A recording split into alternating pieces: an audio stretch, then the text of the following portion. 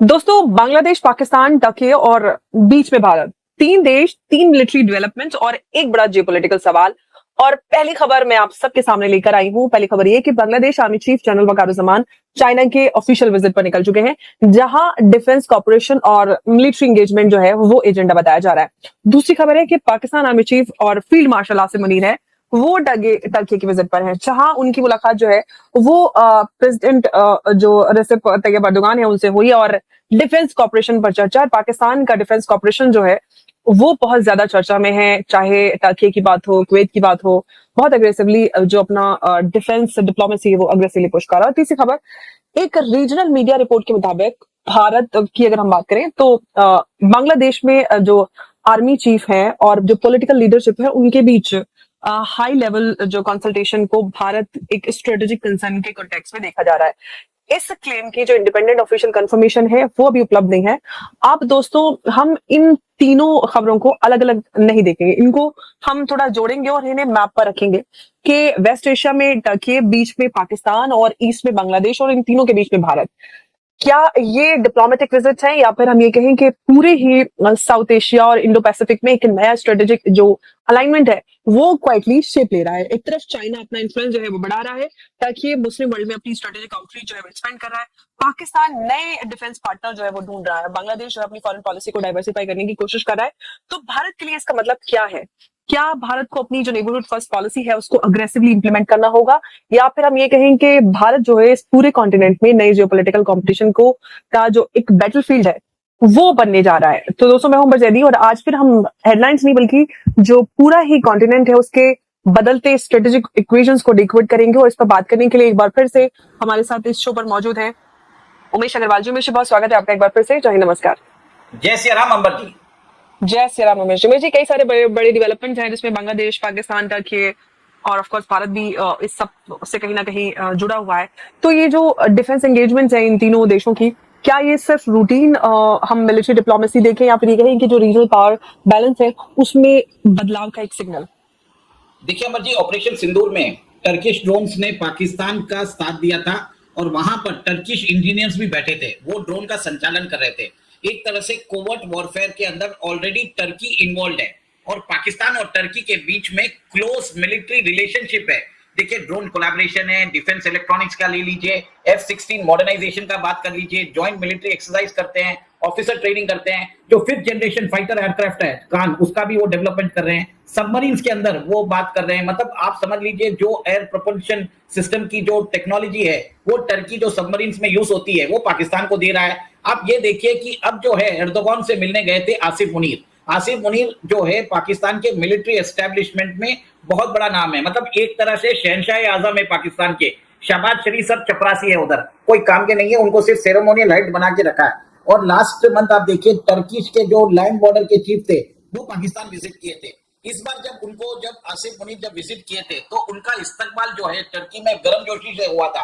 Vice president हो, chief defence minister हो, वहां के जो इंटेलिजेंस चीफ है वो सब उनको मिलने आए थे और टर्की ने एक तरह से इनको सम्मान भी दिया है। मतलब टर्की की जो मिलिट्री है उन्होंने एक तरह से आसिफ मुनीर को सम्मान भी दिया है, उनको मिलिट्री ऑनर भी दिया है। तो एक तरह से मुझे ये लगता है कि टर्की जो है अपना डिफेंस एंगेजमेंट पाकिस्तान के साथ बना रहा है। अपना 5th जनरेशन फाइटर एयरक्राफ्ट जो है कान, वो देने को तैयार हो चुका है। और देखिए, अमेरिका से उसको F-35 प्लेन भी मिलने वाले हैं और 5th जनरेशन फाइटर एयरक्राफ्ट के लिए अनइंटरप्टेड सप्लाई ऑफ इंजन भी मिलेगा और टेक्नोलॉजिकल ट्रांसफर भी होगा, जो वो टर्की वो अपने कान के सिस्टम में करेगा। देखिए, जो F-35 का जो F-35 के जेट्स भी मिल रहे हैं उनको टेक्नोलॉजी भी मिल रही है ताकि वो अपना domestic 5th generation fighter jet programme वो चालू कर सके। अब देखिए, पाकिस्तान को J-35 जो है वो चाइना ने भी डिसाइड कर लिया उनको बेचने का।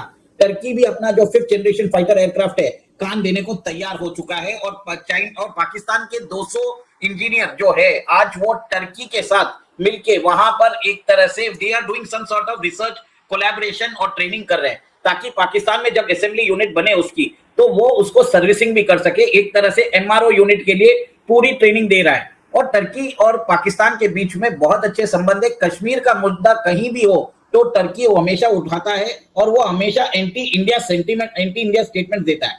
अब देखिए, बांग्लादेश के जो आर्मी चीफ है वकारुज्जमान, वो भी अभी 3-4 दिन की यात्रा के लिए वो टर्की जा रहे हैं। सबसे पहले वेस्ट पाकिस्तान जाके आया, अब ईस्ट पाकिस्तान जाके आ रहा है। अब देखिए बांग्लादेश और टर्की के बीच में बहुत अच्छे सिस्टम है, और अब उनके जो बांग्लादेश के जो आर्टिलरी सिस्टम्स है वो टर्की ने दिए हैं, उनके जो मिसाइल सिस्टम्स है वो टर्की ने दिए हैं। अंबर जी, सबसे बड़ी बात है कि दोनों जने ने अभी एक डिसाइड किया कि वो एक तरह से एम्यूनिशन जो बनाते हैं, एम्यूनिशन की फैक्ट्री लगाने वाले हैं, आर्मर्ड व्हीकल्स की टेक्नोलॉजी दे रहा है, और डिफेंस मैन्युफैक्चरिंग कॉर्पोरेशन और मिलिट्री टेक्नोलॉजिकल ट्रांसफर के लिए वो जा रहे हैं। सबसे बड़ी बात है कि वकारुज्जमान उधर मिलिट्री टाइज, जो दोनों के अंदर जो डिफेंस टाइज है वो बढ़ाने जा रहे हैं। मिलिट्री इंडस्ट्रियल कॉर्पोरेशन, मतलब टर्की वहां से अपनी टेक्नोलॉजी देगा, बांग्लादेश के अंदर सारी वो जो टेक्नोलॉजी है, जितने भी सिस्टम्स हैं, जितने भी एम्यूनिशंस हैं, वो वहां पर मिलेंगे। ट्रेनिंग देंगे, टर्की जो है ट्रेनिंग देने वाला है बांग्लादेश के जनरल्स को। इससे बताया जा रहा है कि बांग्लादेश जो है वो अपनी डोमेस्टिक जो डिफेंस प्रोग्राम है वो टर्की के असिस्टेंस में करना चाहता है। अंबर जी, आपको एक चीज बता दूं कि शेख हसीना जो है, जब वो भारत आई थी 2023 या 24 में, तब उन्होंने भारत के साथ डिफेंस कॉर्पोरेशन को बढ़ाने की बात की थी। अब भारत जो है वो एक तरह से चाइना को और टर्की को काउंटर कर रहा था बांग्लादेश के अंदर।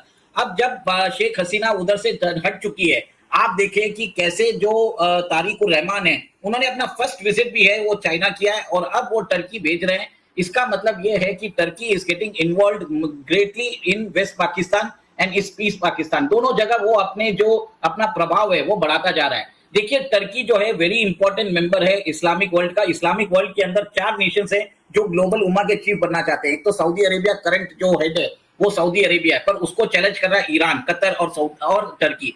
टर्की एक तरह से मेजर आर्म्स एक्सपोर्टर भी है, उसका जो इन्फ्लुएंस है मुस्लिम वर्ल्ड में बहुत ज्यादा है, और पाकिस्तान के साथ तो उसका जो एंगेजमेंट है वो एक नेक्स्ट लेवल तक जाता है। और वो अपना जो इन्फ्लुएंस है, देखिए जो वहां सऊदी जो है वो वहाबी किस्म का इस्लाम वो एक्सपोर्ट करता है, टर्की चाहता है वो अपना एक अलग वर्जन जो है उसको एक्सपोर्ट करे। तो ये एक तरह से इन्फ्लुएंस बनाना चाहता है टर्की। जो इस्लामिक वर्ल्ड की लीडरशिप की तो अलग ही अपने आप भिड़ंत है इस पूरे उसमें। सऊदी अपने आप को समझता है, और राइटली सऊदी को हम बोल भी सकते हैं, लेकिन टर्की अपने आप को बनाना चाहता है। लेकिन इस सब में पाकिस्तान भी अपने आप को इस्लामिक वर्ल्ड का लीडर समझता है। लेकिन इस सब के बीच में उमेशी, चाइना की अगर हम बात करते हैं तो इस पूरे रीजन में क्या चाइना जो है अपना स्ट्रेटेजिक फुटप्रिंट जो है वो बांग्लादेश और पाकिस्तान के जरिए मजबूत कर रहा है क्या? देखिए, भारत के खिलाफ एक स्ट्रॉन्ग एक्सिस बन रहा है बांग्लादेश, पाकिस्तान और Turkey with the support of China. ये ऑलरेडी चल रहा है, और पीछे से इनको अजरबैजान भी सपोर्ट कर रहा है। तो मैं हमेशा आपके शो में बोलता हूं, भारत के 5 से 6 डिक्लेयर्ड दुश्मन हैं। जो 5 डिक्लेयर्ड दुश्मन है उसमें बांग्लादेश, पाकिस्तान, टर्की, चाइना और अजरबैजान है। और हमारा जो दोस्त जो खंजर मारेगा हमको, जो धोखा देगा, वो अमेरिका है। ये ध्यान दे दीजिए। और इसके लिए मैं इसके लिए बोल रहा हूं कि भारत के लिए बहुत बड़ा प्रॉब्लम भी है। देखिए, वेस्टर्न फ्रंट में आप देखिए टर्किश ड्रोन्स जो है वो हमें ऑलरेडी परेशान करने वाले हैं। पाकिस्तान को सबमरीन टेक्नोलॉजी, नेवल टेक्नोलॉजी मिल रही है।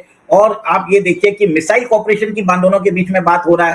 कान का जो 5th जनरेशन फाइटर एयरक्राफ्ट है उसके बारे में बात हो रहा है। और टर्की जो है ईस्टर्न फ्रंट पे बांग्लादेश के अंदर एक तरह से मिलिट्री मॉडर्नाइजेशन कर रहा है, वहां पर आर्म्स एंड एम्यूनिशंस की फैक्ट्री लगा रहा है, वहां पर टेक्नोलॉजिकल ट्रांसफर कर रहा है। सबसे बड़ी बात है कि आप ये देखिए कि वकारुज्जमान जो है वो अभी बांग्लादेश के चीफ है, और उस समय वो रिलेटिव भी है एक तरह से शेख हसीना के, और उनसे ये उम्मीद नहीं थी कि वो एंटी इंडिया स्टैंड लेंगे।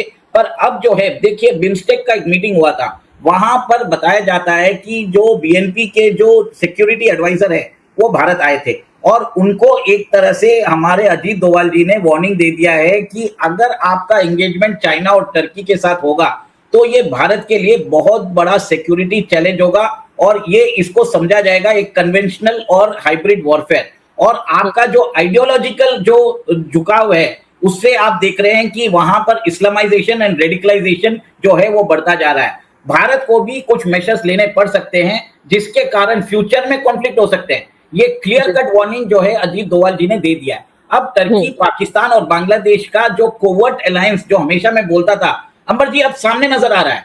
सोचिए कि लेकिन उमेश जी, इस अलायंस के लॉन्ग टर्म ऑब्जेक्टिव्स आपको क्या समझ में आते हैं? क्या लॉन्ग टर्म ऑब्जेक्टिव्स है? देखिए, लॉन्ग टर्म एग्जांपल मैं आपको बताता हूं कि पाकिस्तान और टर्की ऑलरेडी इस्लामिक नेटो के ऊपर काम कर रहे हैं। वो ऑलरेडी वो एक एक्सिस बना रहे हैं जिसमें सऊदी अरेबिया, इजिप्ट, टर्की और पाकिस्तान ने इनफॉर्मली एक अलायंस बना लिया है। अभी तक उसको शेप नहीं मिला है। अब उनको चाहिए वॉरियर्स, फुटहोल्ड वॉरियर्स। पाकिस्तान की फोर्सेस तो सऊदी की रक्षा कर रही है, अब कभी अगर टर्की को अगर कोई प्रॉब्लम आ जाए तो उसको भी मरने के लिए साउथ एशिया से मुस्लिम देशों से कुछ ना कुछ चाहिए, इसके लिए वो बांग्लादेश को बुला रहे हैं कि भैया आप भी आ जाओ, अगर फर्स्ट आपको कोई कॉन्फ्लिक्ट में मरने के लिए आपको आगे भेजा जाएगा, इसके लिए वो बुला रहे हैं। आप ये समझ लीजिए, ये जो टर्किश है, और देखिए पाकिस्तान की जो मिलिट्री फोर्स है वो हाईली ट्रेंड है, it is better than China, lesser than India. मैं आपको ये बता देता हूँ, चाइनीज फोर्सेस जो है हमसे एक तरह से हार जाएगी, पर पाकिस्तानी फोर्सेस बैटल हार्डेंड है, और वहां पर उन्होंने उनकी फोर्सेस ने कोवर्टली जो है, आप देखिए सोवियत यूनियन हो या रशिया से भी उन्होंने युद्ध किया, अमेरिकन फोर्सेस से को भी वो जानते हैं, उनको war time battle time experience है। अब ये जो इसके लिए सऊदी अरेबिया ने पाकिस्तान को पैसे दिए हैं, और ताकि वो उनकी मिलिट्री सिक्योरिटी कर सके। देखिए पब्लिकली कोई ये जो ट्राइलैटरल डिफेंस ट्रीटी है कुछ अनाउंस नहीं किया, ना तो कोई एक तरह से बताया गया कि कोई कमांड स्ट्रक्चर बना है, पर जिस हिसाब से आप देख रहे हैं कि टर्की के ड्रोन्स जो हैं वो पाकिस्तान में भी काम करेंगे, भारत में भी काम करेंगे, तो आप देखें भारत के खिलाफ काम करेंगे, तो आप ये भी देख रहे हैं कि भारत जो है अपने बॉर्डर को फेंस कर रहा है। अमित शाह जी ने बोल दिया है कि हमारे जो बॉर्डर रहेंगे वो एआई एनेबल्ड रहेंगे, मतलब वहां पर हमारे ड्रोन्स रहेंगे। तो ये ड्रोन की टेक्नोलॉजी लेने भी वकारुज्जमान शायद जा सकता है, और इसी के लिए आप देखिए कि हमारे जो होम मिनिस्टर है उन्होंने बॉर्डर विजिट किया, और उन्होंने एक तरह से वहां पर जो फेंसिंग अरेंजमेंट जो चल रहा है उसका जायजा लिया। एक तरह से आप ये देख लीजिए कि भारत जो है ऑलरेडी प्रिपेयर कर रहा है। अजीत डोभाल जी ने एक वार्निंग भी भेज दी है, और मेरा ये मानना है कि अब जो है अंकारा, इस्लामाबाद और ढाका के बीच में एक इनफॉर्मल इस्लामिक अलायंस बन रहा है, जिसको गजवाए हिंद के नाम से, उनका एक ही चीज है कि गजवाए हिंद, उनको वो से कोई मतलब नहीं है कि ये इसका जो, देखिए तीनों का एक ही दुश्मन है, भारत दुश्मन है, और भारत की सरकार दुश्मन है, भारत के अंदर जो मोदी सरकार है वो दुश्मन है। और अगर यहाँ पर कांग्रेस पार्टी आ जाएगी तो टर्की भारत का अच्छा दोस्त बन जाएगा, ये भी बता देता हूँ, क्योंकि 2019 में कांग्रेस ने अपने 100 साल, जो आपको याद होगा खिलाफत मूवमेंट हुआ था 1919 में, उसकी 100 वर्ष की वर्षगांठ पे कांग्रेस ने अपना ओवरसीज ऑफिस टर्की में खोला था। तो ये एक चीज जो है कि हमारा जो कॉपरेशन अभी इसराइल के साथ बढ़ रहा है, यूएई के साथ बढ़ रहा है, ग्रीस, साइप्रस और आर्मीनिया के साथ बढ़ रहा है, इससे टर्की एक तरह से तिलमिला गया है। भारत ने एक तरह से टर्की को टोटली घेर चुके हैं। अब टर्की को लग रहा है कि उसको भी भारत को घेरना है, तो उसको ईस्ट पाकिस्तान और वेस्ट पाकिस्तान दोनों के अंदर अपना इन्फ्लुएंस बढ़ाना पड़ेगा।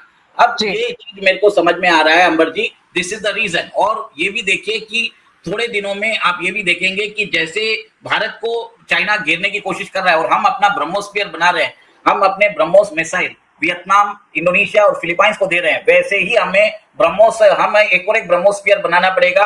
हमें टर्की के पास साइप्रस है, ग्रीस है, यूएई है, और इजराइल के साथ पार्टनरशिप करके, आर्मीनिया के साथ भी पार्टनरशिप करके टर्की को मेडिटेरेनियन में घेरना पड़ेगा। ये बहुत इंपॉर्टेंट चीज है, और भारत जो है अपना ये एक तरह से शोडाउन होने वाला है, क्योंकि ये सब मिलिट्री विजिट्स इसके लिए बोल रही है कि ये सब युद्ध, बड़े युद्ध से पहले ये तैयारी है। देखिए लोग तो बोलेंगे ये तो डिफेंस कोऑपरेशन के लिए जाएंगे, अगर मिलिट्री जनरल्स जाते हैं तो वो तो इकोनॉमिक अरेंजमेंट्स पे बात नहीं करेंगे, they will talk about strategic partnership, information sharing, joint military exercise, joint defence production, और एक तरह से command and control structures discreetly तो बना ही सकते हैं। फिर एक तरह से टारगेट करने के लिए भारत के अगेंस्ट जो है स्लीपर सेल्स बनाएंगे, भारत को वीकन करने के लिए, जैसे हमारे जो इंटरनेशनल जो हमारे वाटर्स में कुछ करेंगे। इससे समझ में आता है कि भारत को बहुत बड़ा खतरा होने वाला है, not in the land but in the C.